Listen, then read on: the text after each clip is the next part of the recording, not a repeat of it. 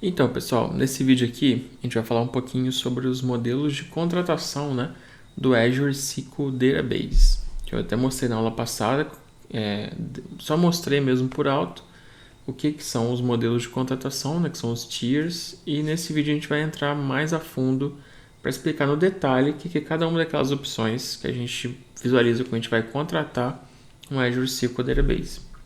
Então eu vou voltar de novo naquela tela de contratação. Isso você pode fazer digitando aqui, por exemplo, SQL Database. E aí você vai cair nessa tela aqui, você vai ter o botão de Add. E aí vai cair nessa tela aqui onde você faz a contratação, né? E aqui na opção de Configure Database é onde você basicamente vai conseguir selecionar quais são aqueles tiers que eu mostrei na última aula. Você vai clicar nessa opção. Ele vai abrir para vocês esse quadrinho aqui com as informações. Se você quer o DTU, né, o modelo de DTU, que você vai ter o Basic, Standard e o Premium. Se você vai querer o General Purpose, o Hyperscale ou o Business Critical. Só lembrando que aqui eu estou na tela de criação de um recurso, mas eu também consigo mudar um tier de um banco que já existe. Como é que eu faço isso? Eu simplesmente clico aqui no recurso que eu quero modificar, né? E aqui na opção direita aqui, a gente vai ter o Pricing Tier, que é essa informação que está aqui. Quando você clica nesse link aqui, você vai ter a opção de você conseguir mudar esse tier que já está sendo criado. Então, por exemplo, eu estou utilizando um S0 para esse banco aqui do Azure na prática, e por aqui eu consigo também mudar qual que é o tier que eu vou utilizar para esse banco especificamente. E aqui vamos entrar um pouquinho mais no detalhe. Então vamos lá, pessoal. Aqui que a gente está utilizando o modelo de Basic, Standard e Premium. Isso aqui é o modelo que a gente chama de DTU, que é uma medida da própria Microsoft interna, que é basicamente uma combinação de memória, disco e CPU. Então, quanto mais DTU, mais rápido vai ser o seu banco de dados. E esse número aqui, dependendo do tier, ele vai aumentando ou diminuindo. Isso é dinâmico, você pode mudar a hora que você quiser. A Microsoft ela faz a cobrança por minuto. Então, se você, por exemplo, utilizar 40 minutos no Premium, você vai ser cobrado durante esses 40 minutos pelo valor proporcional do Premium. E isso você pode ir jogando para cima e para baixo, utilizando, por exemplo, scripts PowerShell, que aí você consegue até fazer isso dinâmico. Por exemplo, durante o dia, você deixa num Premium, ou você pode colocar, por exemplo, num S3, S4, para ficar mais rápido, né, no horário comercial. E fora do horário comercial, você consegue reduzir para, por exemplo, um S0, só para poder manter o ambiente funcionando 24/7. É uma possibilidade. Só que isso você vai fazer utilizando scripts PowerShell, né? Não tem uma interface para fazer isso automaticamente para você ainda nesse modelo de DTU. A gente também tem o Tier Basic, então vou começar desde o princípio, né? O Tier Basic é o mais baratinho, então aqui, se a gente for olhar o preço dele, sai R$20 por mês para você utilizar esse Tier Basic.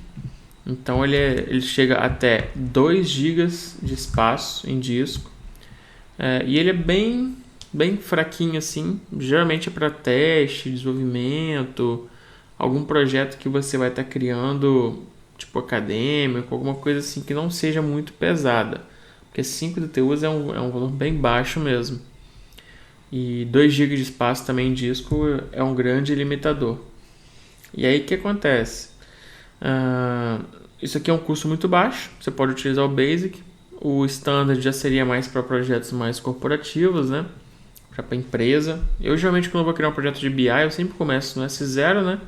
E à medida que eu vou necessitando, eu consigo ir escalando isso. E é claro que o preço também vai sendo escalado proporcionalmente.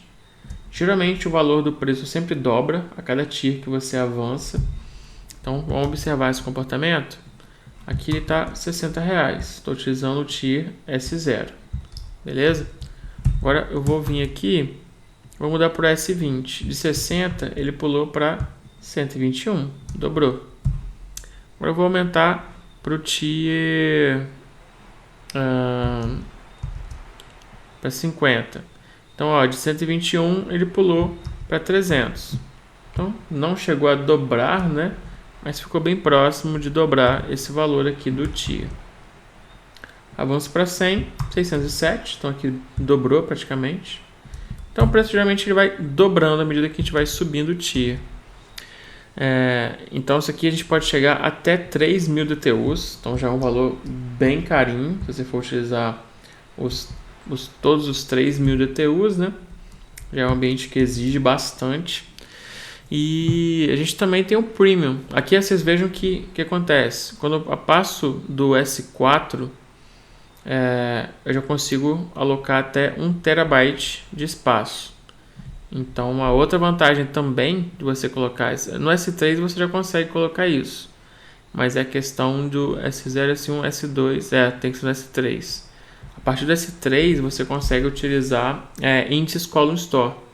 Então, para quem trabalha com BI e lê grandes volumes de dados, faz operações de agregação bem pesadas, já vale muito a pena você utilizar o S3 pelo fato de você poder utilizar o Column Store. Abaixo do S3 você não consegue utilizar o Column Store, somente o modelo tradicional, né, o Row Store, por conta disso. Aqui no Premium a gente tem algumas diferenças. Então vocês vejam que aqui o valor é bem mais caro quando você trabalha com Premium, só que a latência, a velocidade do disco ela é muito mais rápida. Então, assim, vale muito a pena você utilizar o Premium porque você tem algumas opções a mais, que é o Read Scale Out, por exemplo, é mais uma opção que você tem. E fazer também como que o database, fazer desse database uma redundância. Para quem trabalha com alta disponibilidade, né, é um recurso interessante para você conseguir aumentar a alta disponibilidade fazendo desse banco, incluindo ele, né, uma Availability Zone, que é uma réplica numa Availability Zone. E essa opção de Read Scale Out é basicamente um recurso que já vem disponível quando você está utilizando o Premium, né? Que ele permite que você, quando você cria a sua extensão do Premium de leitura escrita, automaticamente ele já vai criar várias réplicas com leitura habilitada. Quando você habilita o Read Scale Out, o Azure SQL permite que você automaticamente, quando você mandar fazer uma leitura, ele vai ler das réplicas e não vai ler da principal. Então, você manda, por exemplo, um relatório pesado na sua aplicação, isso não vai rodar na sua instância primária, na principal.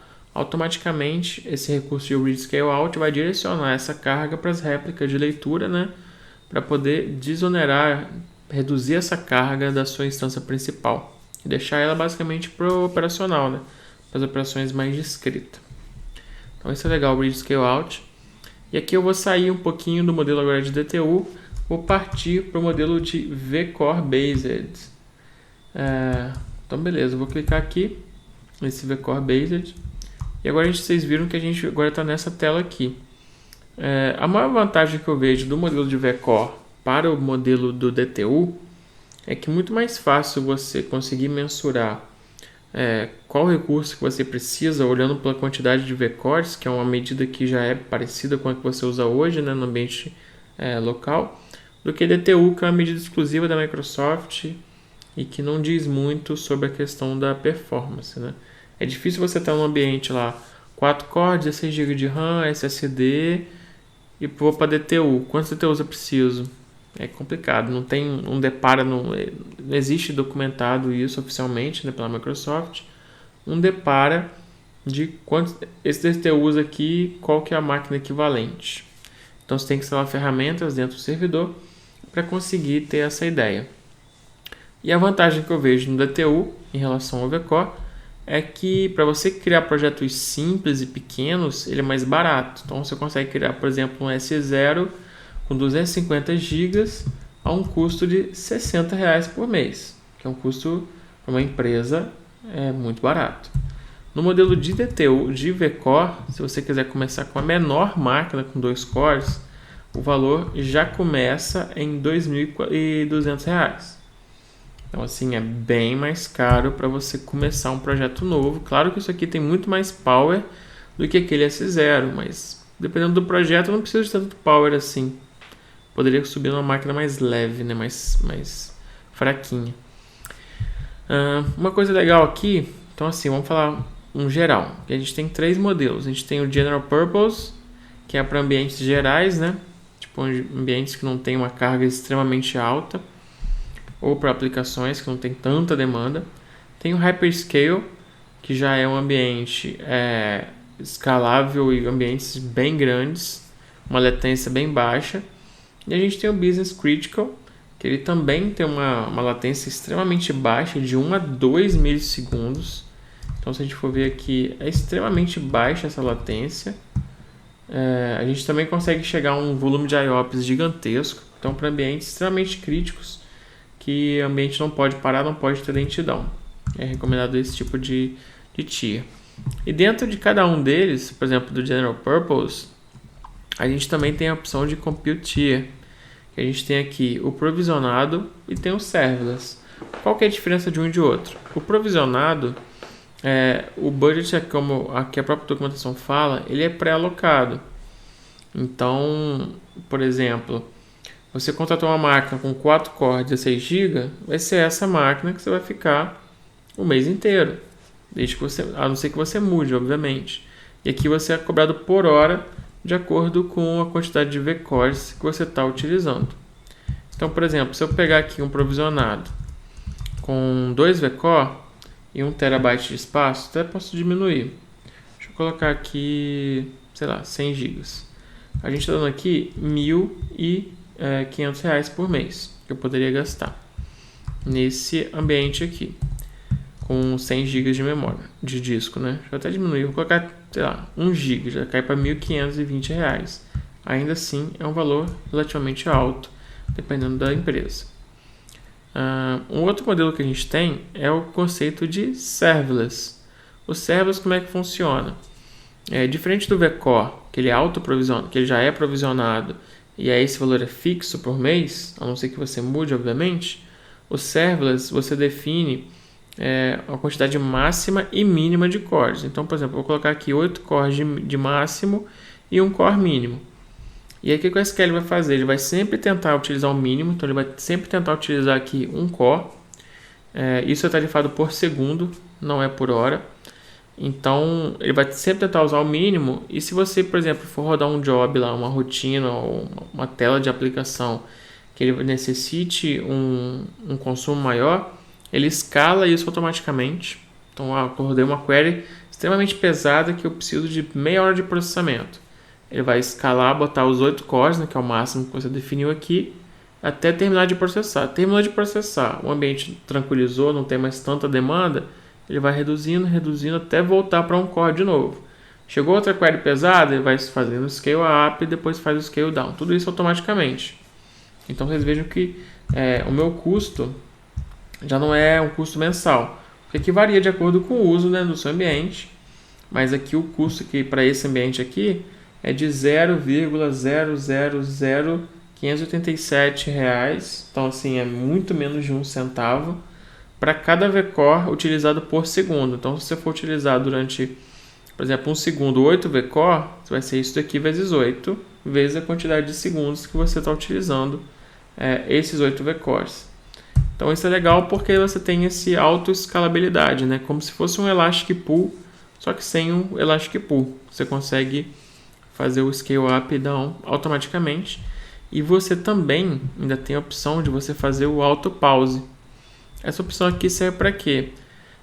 O auto pause serve para, se por exemplo você define aqui, habilita o auto pause e você define 1 hora de autopause. Quer dizer que se o ambiente ficar 1 hora sem ter uma query e uma conexão, automaticamente ele vai pausar o recurso, ou seja, você não vai ser cobrado pelo Azure SQL, somente pelo storage que você está utilizando, até outra pessoa executar uma query ou tentar se conectar, que aí isso vai trigar um evento de subir de novo, né, de startar de novo o Azure SQL Database. Por padrão, a gente nem tem isso quando você usa o DTU. Você não consegue pausar o banco de dados. Você só consegue reduzir e aumentar o tier, não consegue pausar. Mas quando você está utilizando o vCore no modelo de serverless, você já consegue pausar esse banco utilizando essa opção. Então isso aqui é muito útil para ambientes que não são 24/7, né, obviamente, e você quer reduzir ainda mais o seu custo utilizando o serverless com essa opção de autopause. Lembrando que se você configura o autopause, por exemplo, e o banco está pausado, uma pessoa for tentar rodar uma query, ela vai tomar um erro porque o banco está parado. Então esse erro que ela vai tomar, ou talvez uma tentativa de conexão, que vai trigar o processo de você subir o banco, demora provavelmente alguns segundos, né, que você vai ter esse tempo. E enquanto o banco está iniciando, alguém for tentar conectar ou for rodar uma query, vai tomar um erro.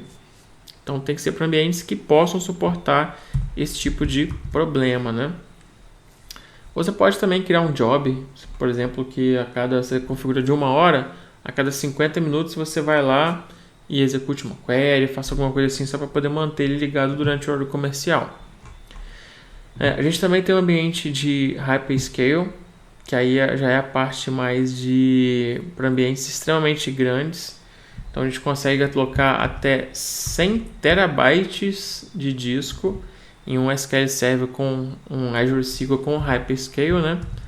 Então ele é recomendado para ambientes que tem muito disco, muito espaço necessário, né? Que são bases muito grandes com hyperscale. Inclusive você consegue chegar até 80 vCores com 408 gigabytes de memória no hyperscale, de acordo com a sua demanda. É claro que esse valor aqui, se você for utilizar exatamente essa configuração, vai ser um valor exorbitante. Mas só para vocês entenderem, no hyperscale eu consigo alocar até 100 terabytes de base, 80 cores e 408 gigabytes de memória RAM. Então assim, um ambiente bem robusto, né? Você consegue subir no hyperscale. Você consegue definir também a quantidade de vCores, até 80 vCores, né, conforme eu falei. Você também tem a opção de Save Money. Se você tem, por exemplo, já uma licença do SQL Server local, você consegue recuperar até 50%, você consegue economizar até 55% do valor, reaproveitando essa licença que você já tem. Então aqui tem uma ajudazinha se você quiser saber mais sobre esse recurso que a Microsoft chama de Azure Hybrid Benefit. Na verdade, você tem que ter Software Assurance, né, SQL Server licenciado com Software Assurance, ou uma subscription, né, do SQL Server. Você consegue utilizar esse benefício que você já paga para reduzir o seu custo com Azure. Aqui também você consegue configurar as réplicas de leitura, né? Você consegue colocar de nenhuma até 4 réplicas. Claro que isso influencia também no valor, né, que você vai pagar. E a gente também tem o Business Critical, que aqui já são para ambientes extremamente robustos, que você tem que ter uma latência muito baixa. Você também consegue chegar até 80 cores e 408 GB de memória aqui no Business Critical. Só que aqui você só consegue chegar até 1 TB de espaço aqui, por exemplo, com o 2 vCores. À medida que você vai aumentando, mesmo que você coloque 80 vCores, que é o máximo, você só consegue chegar até 4 TB de espaço. Então, se você tem um ambiente, uma base que é maior do que isso aqui, você vai ter que utilizar o Hyperscale para alocar mais do que 4 TB aqui no Premium. Lembrando que, só voltar aqui no General Purpose, eu consigo no General Purpose chegar até 40 vCores com 120 GB de memória. Que aqui já é um pouquinho mais diferente do que a gente tem no Hyperscale e no Business Critical. Uma outra coisa também que é importante comentar é que quando você está utilizando serverless, à medida que você aumenta a quantidade de vCores máximos, a quantidade mínima também muda. Então, por exemplo, com 8 vCores eu consigo colocar no mínimo de 1 core. Quando eu coloco 16, o mínimo já são 2. Então, isso também muda aqui, essa opção aqui também de quantidade de memória mínima e máxima que essa instância vai estar utilizando. Então, toda vez que você arrasta o slider aqui, ele vai aumentando essas informações de memória máxima e mínima que ele vai alocar para essa instância do Azure SQL Database. Quando você clica aqui no Change Configuration, você consegue mudar o tipo de máquina que você vai estar utilizando. Por exemplo, se eu aqui no General Purpose, eu só consigo utilizar a geração 5. Agora, se eu vir, por exemplo, no Hyperscale da vida e clicar em Change Configuration, Business Critical, e clicar em Change Configuration, por exemplo, eu já consigo utilizar o Memory Optimized, configuração de Memory Optimized. Nessa configuração aqui, eu consigo chegar até 128 vCores eu consigo alocar até 3,68 terabytes de memória. Então, assim, são ambientes extremamente grandes, extremamente robustos. Você consegue alterar, você consegue expandir, né, caso você tenha essa necessidade, utilizando, por exemplo, máquinas do tipo M. E do tipo F depende também da região que você está. A região também influencia no tipo de máquina que você pode utilizar. Mas se você tem um ambiente extremamente robusto, que você precisa de mais de 408 GB de memória, ou mais do que 80 cores, você pode também mudar a configuração, né? Utilizar máquinas M ou máquinas FSV2, de acordo com a região que você está utilizando e a disponibilidade. Então, acho que deu para cobrir bastante coisa aqui, pessoal, da questão de alocação e contratação dos serviços do Azure, questão de valores, né? Você tem bastante opção, bastante coisas para você conseguir reduzir o seu custo ou ter mais escalabilidade. Conforme eu falei, no Azure SQL, no modelo de DTU, você não consegue pausar o recurso, você consegue aumentar e diminuir isso aqui dinamicamente utilizando PowerShell ou Azure CLI, mas não tem uma interface para você fazer isso automaticamente, como a gente tem aqui no vCore com Serverless, que você consegue definir quantidade máxima e mínima de cores que você vai ter no seu ambiente. Valeu, pessoal. Próximo vídeo, então, vou falar sobre como conectar nessa base que a gente criou, alguns exemplos fáceis, algumas queries que você pode utilizar para a gente começar a trabalhar na parte de administração desse ambiente. Então, um grande abraço e até o próximo vídeo.